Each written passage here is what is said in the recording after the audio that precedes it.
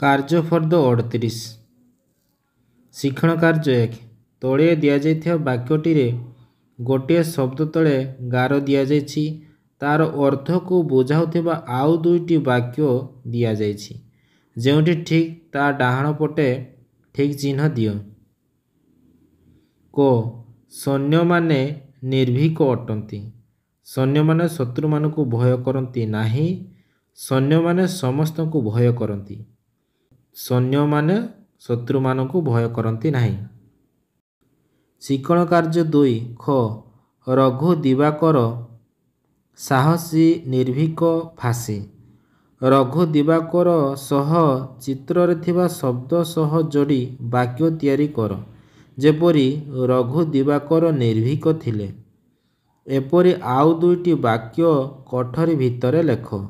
ସେ ସାହସୀ ଥିଲେ। ସେ ଅନ୍ୟାୟ ବିରୁଦ୍ଧରେ ଲଢ଼ି ଫାଶୀ ପାଇଲେ।